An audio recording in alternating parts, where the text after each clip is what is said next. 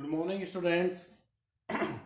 APS school Kathumar के online classes में आपका स्वागत है। और हमारा जो चैप्टर चल रहा था, थर्ड चैप्टर इलेक्ट्रोकेमिस्ट्री, वैद्युत रसायन, इसमें हमने विद्युत रासायनिक सेल के बारे में या गैल्वेनिक सेल के बारे में पढ़ लिया था। और मैंने किस प्रकार से किसी गैल्वेनिक सेल या विद्युत रासायनिक सेल का मानक विभव ज्ञात किया जाता है, सेल का विद्युत वाहक बल ज्ञात किया जाता है, मानक विद्युत वाहक बल, सेल का ईएमएफ, उसके क्वेश्चन आपको करा दिए थे। अब आज जो हम पढ़ेंगे वो है मानक हाइड्रोजन इलेक्ट्रोड। अब ये क्या चीज है मानक हाइड्रोजन इलेक्ट्रोड? तो इसके बारे में देखिए, अपन शुरुआत वहीं से करते हैं जहां से छोड़ा था कि इलेक्ट्रोड विभव ज्ञात करना।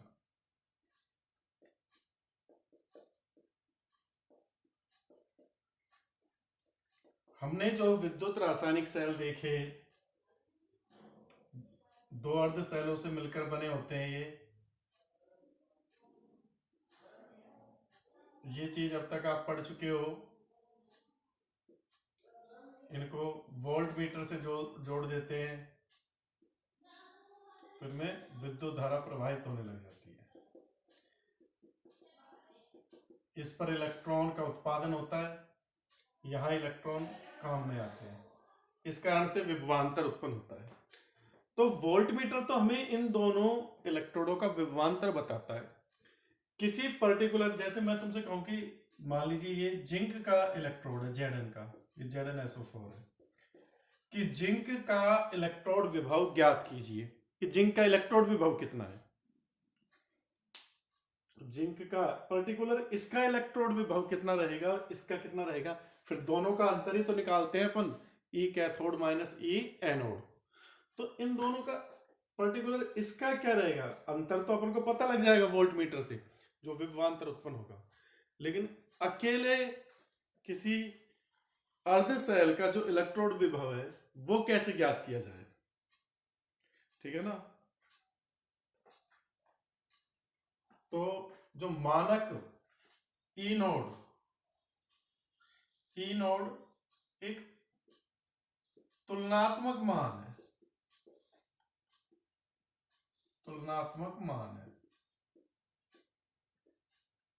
ई नोड क्या है? मानक आप चयन विभव कह लो या मानक इलेक्ट्रोड विभव कह लो। ठीक है, तुलनात्मक मान मतलब अपन जब दो अर्ध सेलों को जोड़ेंगे तभी ज्ञात कर सकते हैं अपन। ये दोनों का विभवांतर बताता है वोल्ट मीटर। अकेले इसको क्या अकेले सेल का विभव ज्ञात किया जा सकता है कि जैसे मैं यहां पर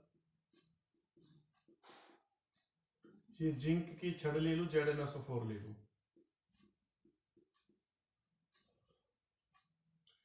यहां इलेक्ट्रॉनों का उत्पादन हो रहा है, ये चालक तार से जोड़ दिया वोल्ट मीटर, तो क्या मैं विभव ज्ञात कर सकता हूं? नहीं, क्योंकि विद्युत धारा बंद परिपथ में बहती है। भाई इलेक्ट्रॉन यहां है, यहीं तक तो जाएंगे, आगे तो जा ही नहीं पाएंगे, तो कैसे होगा? तो किसी एक चीज ये याद रखो कि अकेले अर्ध सेल का मानक इलेक्ट्रोड विभव ज्ञात नहीं किया जा सकता। एक अर्ध सेल का ई नोड ज्ञात करना असंभव है,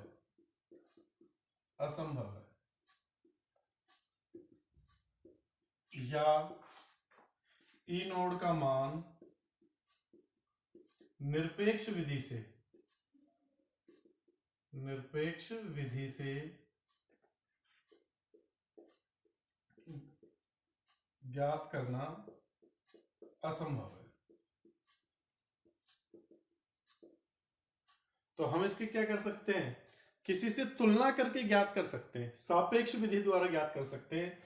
अकेले का ज्ञात नहीं किया जा सकता, किसी के साथ जोड़ ले, भाई जिसका ज्ञात है, ज्ञात और अज्ञात को जोड़ दे तब तो अपन को क्या है, वोल्ट मीटर विभवांतर बता देगा। तो ज्ञात का तो हमें पता है, ज्ञात का हम ज्ञात कर लेंगे। ठीक है ना। तो मेरे कहने का अर्थ समझिए, किसी भी धातु का इलेक्ट्रोड विभव अकेले ज्ञात नहीं किया जा सकता, उसको किसी दूसरे अर्ध सेल के साथ जोड़ेंगे, वोल्ट मीटर के द्वारा, वोल्ट मीटर तो दोनों का विभवांतर बताएगा, और जिसके साथ जोड़ा है उसका विभव हमें ज्ञात होना चाहिए, तब हम उस अज्ञात धातु का विभव ज्ञात कर सकते हैं। तो सभी धातुओं का मानक इलेक्ट्रोड विभव या इलेक्ट्रोड विभव ज्ञात करने के लिए जो अर्ध सेल काम में लिया जाता है वो है मानक हाइड्रोजन इलेक्ट्रोड। ठीक है ना। ई नोड ज्ञात करने के लिए SHE स्टैंडर्ड हाइड्रोजन इलेक्ट्रोड या इसको अपन सामान्य हाइड्रोजन इलेक्ट्रोड भी बोलते हैं। क्या बोलते हैं इसको? सामान्य हाइड्रोजन इलेक्ट्रोड, NHE, सामान्य हाइड्रोजन इलेक्ट्रोड भी बोला जाता है इसे।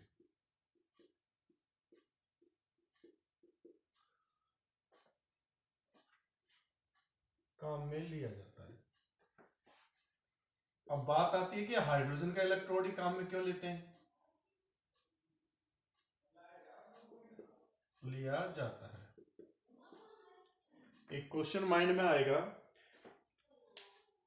पहली चीज तो ये याद रखो कि ये ज्ञात है, इसका ई नोड अपन को ज्ञात रहेगा, और ये क्या है? अज्ञात। तो इस विधि से ज्ञात करते हैं। ये सापेक्ष विधि है, निरपेक्ष विधि द्वारा ज्ञात नहीं कर सकते। ये तो कौन सी विधि है? ज्ञात सॉल्यूशन है ये तो, मतलब ठीक है ना, तुलनात्मक। और ये क्या है? निरपेक्ष विधि। तो इस विधि द्वारा तो हम किसी धातु का इलेक्ट्रोड विभव ज्ञात नहीं कर सकते। इस विधि द्वारा ज्ञात कर सकते हैं किसी से तुलना करके, और जिससे तुलना करने उसका इलेक्ट्रोड विभव हमें ज्ञात होना चाहिए। हाइड्रोजन का इलेक्ट्रोड विभव हमें ज्ञात रहता है। कैसे ज्ञात रहता है उस चीज को समझिए कि हाइड्रोजन है जो, हाइड्रोजन के ऑक्सीकरण की प्रवृत्ति और अपचयन की प्रवृत्ति, ऑक्सीडेशन और रिडक्शन, दोनों की प्रवृत्ति समान होती है। मतलब हाइड्रोजन ऑक्सीकृत भी हो सकता है और हाइड्रोजन अपचयित भी हो सकता है। इसका ऑक्सीकरण भी हो सकता है, इसका अपचयन भी हो सकता है। और हाइड्रोजन के लिए ऑक्सीडेशन विभव और रिडक्शन विभव, मतलब ऑक्सीकरण इलेक्ट्रोड, ऑक्सीकरण इलेक्ट्रोड विभव और अपचयन इलेक्ट्रोड विभव दोनों क्या माने गए? जीरो माने गए, शून्य। ये चीज ध्यान रखो। तो हमें हाइड्रोजन का ऑक्सीकरण विभव भी पता है और अपचयन विभव भी पता है। जब हाइड्रोजन एनोड की तरह कार्य करेगा, ऑक्सीकरण होगा इसका, तब एनोड का इलेक्ट्रोड विभव क्या रख देंगे? जीरो। और जब ये हाइड्रोजन का अपचयन हो रहा है तो ये कैथोड का कार्य करेगा, तो कैथोड का वैल्यू क्या रख देंगे? जीरो। तो मतलब ये हाइड्रोजन का इलेक्ट्रोड विभव अपन को क्या है? ज्ञात है। अब अपन देखते हैं मानक हाइड्रोजन इलेक्ट्रोड की स्ट्रक्चर, संरचना। पहले मानक हाइड्रोजन इलेक्ट्रोड की संरचना देखते हैं।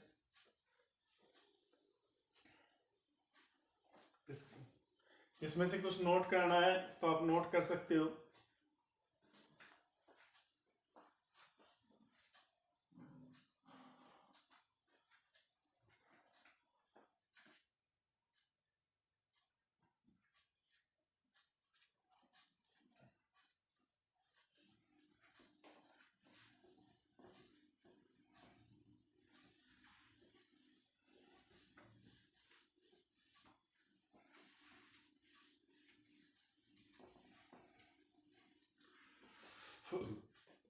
अब देखिए इसकी संरचना।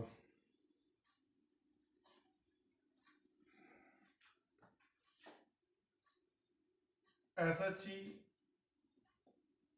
या NHE, फुल फॉर्म आपको पता ही है, मानक हाइड्रोजन इलेक्ट्रोड या सामान्य हाइड्रोजन इलेक्ट्रोड। ये किस काम आता है? ये किसी भी धातु के इलेक्ट्रोड का मानक इलेक्ट्रोड विभव ज्ञात करने के काम आता है। हाइड्रोजन इलेक्ट्रोड विभव, क्योंकि ये, इसको हम संदर्भ इलेक्ट्रोड भी कहते हैं। ठीक है ना। संदर्भ इलेक्ट्रोड का कार्य करता है। स्टैंडर्ड, संदर्भ या मानक इलेक्ट्रोड का कार्य करता है। मतलब ज्ञात का, जिसका अपन को ऑक्सीकरण विभव भी पता है और अपचयन विभव भी पता है। तो ज्ञात इलेक्ट्रोड का काम करता है ये। इसको अपन किसी भी धातु या धातु के साथ जोड़ सकते हैं अर्ध सेल बनाने के। अब देखो इसकी संरचना क्या है, स्ट्रक्चर। एक पात्र में हम क्या करते हैं,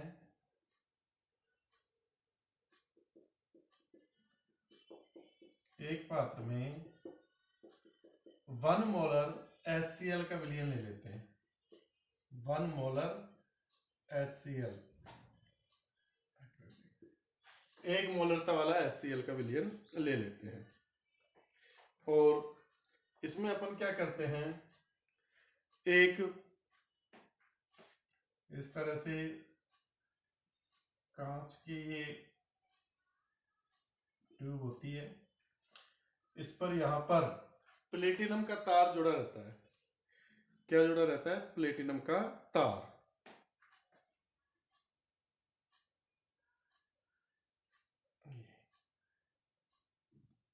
प्लेटिनम की छड़ या प्लेटिनम का तार, और नीचे प्लेटिनम की ही क्या रहती है, फॉइल रहती है।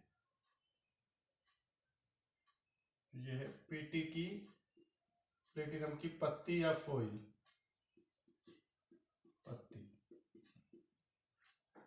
ठीक है भाई।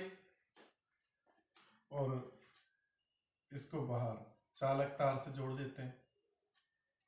यहां पर इसमें एक छिद्र होता है, इस छिद्र के द्वारा 1 एटीएम दाब तथा 298 केल्विन ताप पर हम हाइड्रोजन गैस प्रवाहित करते हैं, H2 गैस 1 एटीएम दाब पर। ठीक है भाई, ये आपकी क्या हो गई, प्लेटिनम की फॉइल हो गई। अब जब हाइड्रोजन गैस प्रोवाइड करोगे तो 5वां चैप्टर याद है, अधिशोषण वाला। मैंने उसमें बताया था प्लेटिनम है जो हाइड्रोजन का अधिशोषण करती है। देखो हाइड्रोजन गैस है तो गैस का तुम ठोस इलेक्ट्रोड बना नहीं सकते, हाइड्रोजन गैस के रूप में पाई जाती है, तो गैस का अपन ठोस इलेक्ट्रोड नहीं बना सकते। इसलिए अपन क्या करते हैं, प्लेटिनम पर हाइड्रोजन गैस को अधिशोषित कराते हैं। यहां हाइड्रोजन गैस क्या हो जाती है, अधिशोषित हो जाती है। तो यही इलेक्ट्रोड किसका बन जाता है, हाइड्रोजन का इलेक्ट्रोड बन जाता है। ये इलेक्ट्रोड हाइड्रोजन का, खाली अकेले हाइड्रोजन का इलेक्ट्रोड बनाना क्या है, असंभव है। अकेले हाइड्रोजन का इलेक्ट्रोड बनाना असंभव है। लेकिन प्लेटिनम पर हाइड्रोजन को अधिशोषित कराकर हम क्या करते हैं, हाइड्रोजन का इलेक्ट्रोड बनाते हैं। तो ये समझ में आ गया कि हमने यहां पर बोल तो इसको क्या रहे हैं, हाइड्रोजन इलेक्ट्रोड, और प्लेटिनम का इलेक्ट्रोड बना रहे हैं। क्यों बना रहे हैं, क्योंकि प्लेटिनम हाइड्रोजन गैस को अधिशोषित कर लेता है। गैस का हाइड्रोजन गैस के रूप में पाई जाती है, तो उसका ठोस इलेक्ट्रोड बनाना असंभव है। अब देखो, एक तो आपको क्या याद रखना है, हाइड्रोजन के लिए, हाइड्रोजन के लिए ई नोड रिडक्शन बराबर होता है ई नोड ऑक्सीडेशन के, और बराबर 0। मतलब हाइड्रोजन का ऑक्सीकरण विभव भी 0 है और अपचयन विभव भी 0 है। मानक ऑक्सीकरण विभव और मानक अपचयन विभव, क्योंकि 1 एटीएम दाब तथा 298 केल्विन ताप पर ये क्रिया कराई जाती है, बनाया जाता है उस पर। अब इसको प्रदर्शित कैसे करते हैं हाइड्रोजन के इलेक्ट्रोड को, देखो HCl विलयन है, यहां पर H+ आयन है, तो विलयन में से क्या होगा, यहां से तो H2 गैस है, जो हाइड्रोजन गैस के अणु है उनका ऑक्सीकरण होगा, और वो किस में बदल जाएंगे, 2H+ आयन में। तो यहां तो ऑक्सीकरण हुआ है, और विलयन में जो H+ आयन मौजूद है वो यहां से क्या करेंगे, इलेक्ट्रॉन ग्रहण करेंगे, तो उनका अपचयन होगा। 2H+ आयन 2 इलेक्ट्रॉन लेंगे और H2 गैस में बदल जाएंगे, ये अपचयन। दोनों ही क्रियाओं में इनका ऑक्सीकरण विभव और अपचयन विभव क्या रहेगा, 0 रहेगा। तो हाइड्रोजन का हमें ऑक्सीकरण विभव भी पता लग गया और अपचयन विभव भी। हाइड्रोजन चाहे एनोड की तरह कार्य करे चाहे कैथोड की तरह कार्य करे, इसका मानक इलेक्ट्रोड विभव हमेशा क्या रहेगा? 0। ये चीज आपको ध्यान में रखनी है। तो ये ज्ञात इलेक्ट्रोड का काम कर रहा है, संदर्भ इलेक्ट्रोड का काम कर रहा है। अब अपन तुलना करवा सकते हैं इसकी किसी भी धातु से, किसी भी धातु से इसकी क्या करा सकते हैं? हम तुलना करा सकते हैं। ठीक है भाई।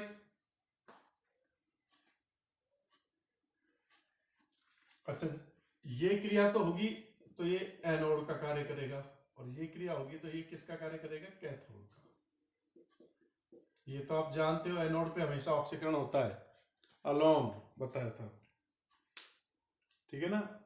अगर इसका ऑक्सीकरण हो रहा है तो ये एनोड की तरह कार्य करेगा, और इसका अपचयन हो रहा है तो ये कैथोड की तरह कार्य करेगा। ठीक है भाई, ये आपका क्या हो गया? मानक इलेक्ट्रोड। ये कई बार इसका डायग्राम पूछा गया है, बहुत मोस्ट है, वेरी वेरी इंपॉर्टेंट। इसका डायग्राम बहुत बार पूछा गया है, तो आपको इसका डायग्राम ध्यान में रखना है। ठीक है ना भाई?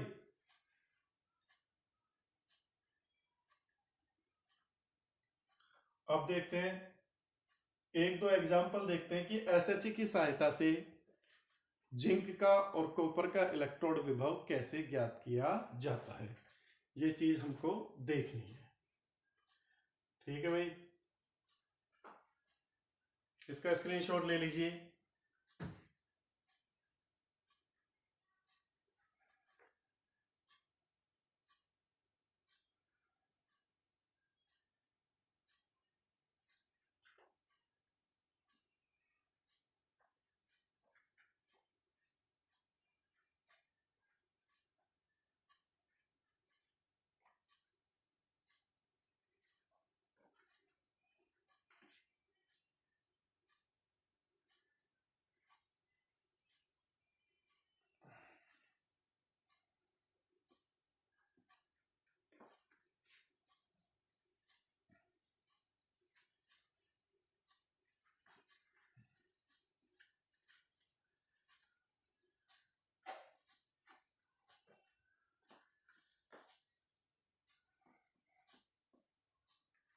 अब इतना लिखना जरूरत नहीं है, इसके नीचे एसएचई लिख देंगे बस।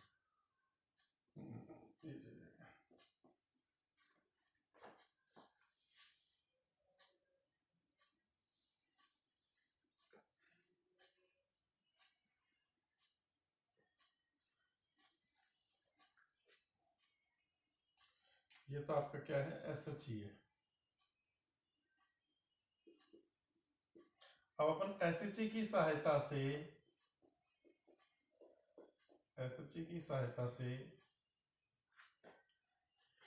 किसका? पहले कॉपर का इलेक्ट्रोड विभव ज्ञात करना। कॉपर का इलेक्ट्रोड विभव ज्ञात करना।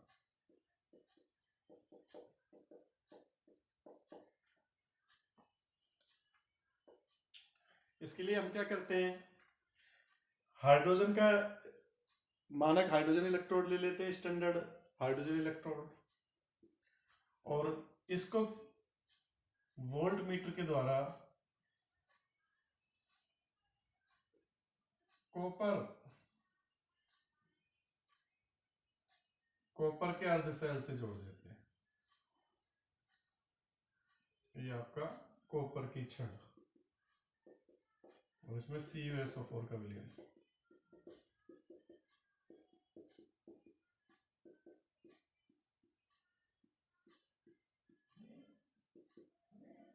वन मोलर विलयन है, और यहां पर ये लवण से,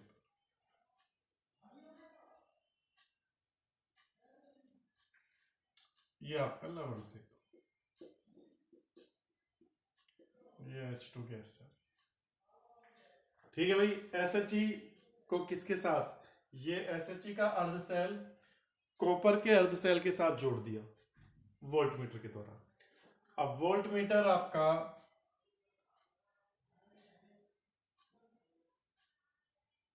जब इन दोनों तारों को जोड़ेंगे तो ये धारा की दिशा बताएगा। वोल्ट मीटर का पाठ्यांक तो इस दोनों के बीच के विभवांतर को बता देगा, यहाँ पे जो पाठ्यांक आएगा। और ये सुई है जिधर की ओर जाएगी, मतलब कि धारा उधर की ओर ही बह रही है, तो ये उसको बता देगा। गैल्वेनोमीटर से और जोड़ देते हैं इसको, वोल्ट मीटर और गैल्वेनोमीटर। लो भाई, ये गैल्वेनोमीटर है। गैल्वेनोमीटर क्या काम आएगा? धारा की दिशा को बताएगा, और वोल्ट मीटर जो विभवांतर को बताएगा। ठीक है,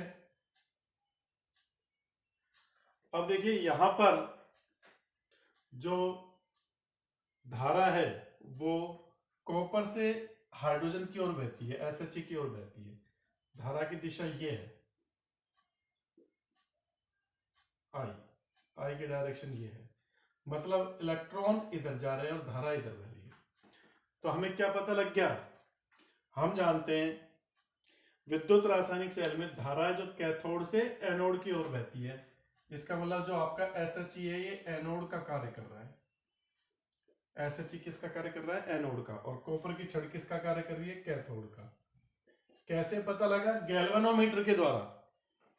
भाई हमें तो कौन सी दिखाई देगी? अपन ने इंस्ट्रूमेंट लगा दिया है, ये इंस्ट्रूमेंट बताएगा कि धारा किधर से किधर की ओर बह रही है, और धारा की दिशा से हम निर्धारित कर लेंगे एनोड और कैथोड। कैथोड एसएचई किसका कार्य कर रहा है? एनोड का कार्य कर रहा है, कैथोड का। क्योंकि हाइड्रोजन का ऑक्सीकरण भी हो सकता है और हाइड्रोजन का अपचयन भी हो सकता है। तो दोनों स्थितियों में ही हमें यहां से पता लगेगा। और वोल्ट मीटर का जो पाठ्यांक है वो भी पता लग जाएगा, वोल्ट मीटर में देख लेंगे। तो अब देखिए यहां पर वोल्ट मीटर का जो पाठ्यांक है ई नोड सेल, वो आता है 0.34 वोल्ट। ठीक है ना? हाइड्रोजन एसएचई किसका कार्य कर रहा है? एनोड का। और ये किसका कार्य कर रही है? कैथोड का। हमारा फॉर्मूला क्या है? ई नोड सेल बराबर ई नोड कैथोड माइनस ई नोड एनोड। अब देखो ई नोड सेल की वैल्यू तो अपन ने वोल्ट मीटर से नोट कर लेंगे, 0.34 वोल्ट। ई नोड कैथोड कॉपर का इलेक्ट्रोड विभव ज्ञात करना है अपन को, कॉपर का इलेक्ट्रोड विभव। और माइनस ई नोड एनोड। एनोड के लिए चाहे ऑक्सीकरण हो चाहे अपचयन हो, क्या होता है? 0।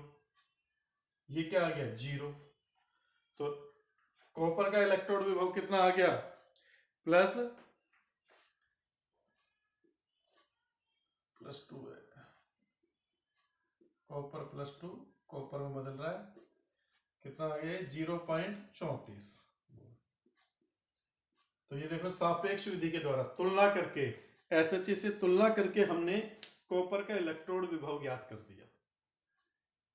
ठीक है, इसी तरह से अपन क्या कर सकते हैं?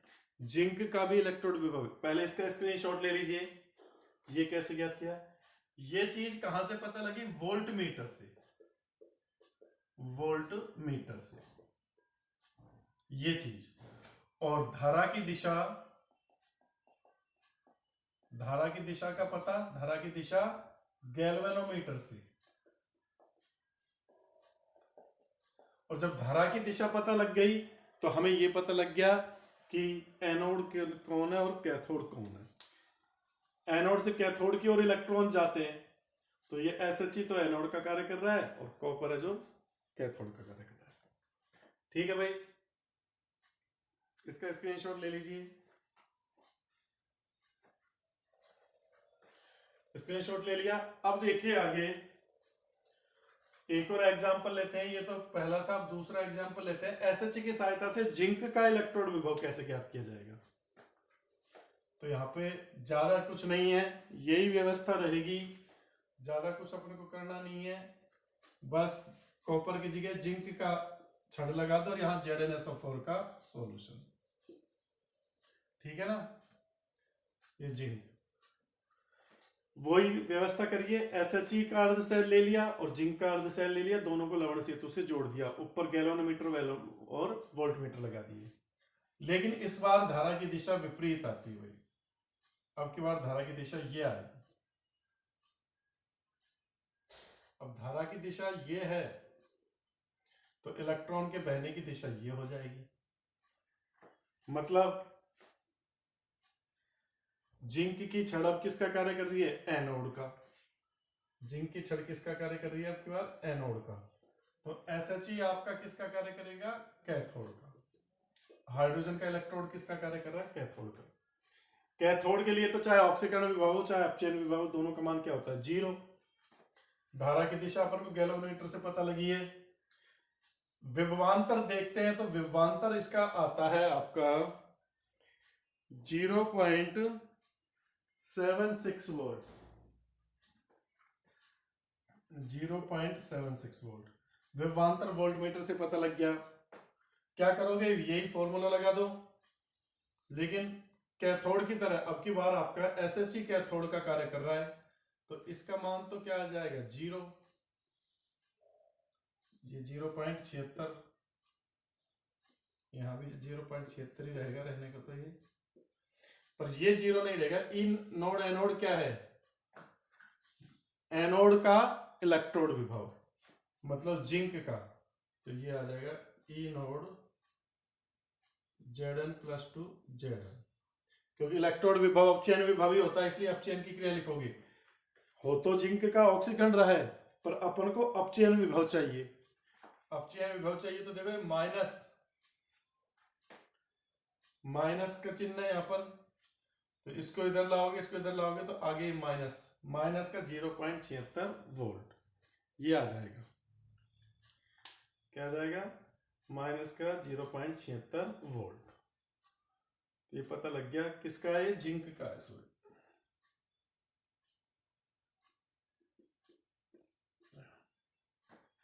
ठीक है ना, माइनस है इसलिए माइनस का चिन्ह है। तो इस प्रकार SHE की सहायता से हम प्रत्येक धातु की, यहां पर मैं तुलना करता जाऊं, एक तो SHE रख लूं, बाकी क्या करूं?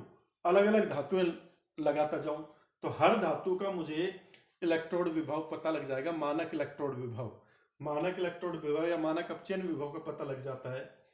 तो SHE की सहायता से अपन सभी धातुओं का मानक अपचयन विभव ज्ञात कर लेते हैं।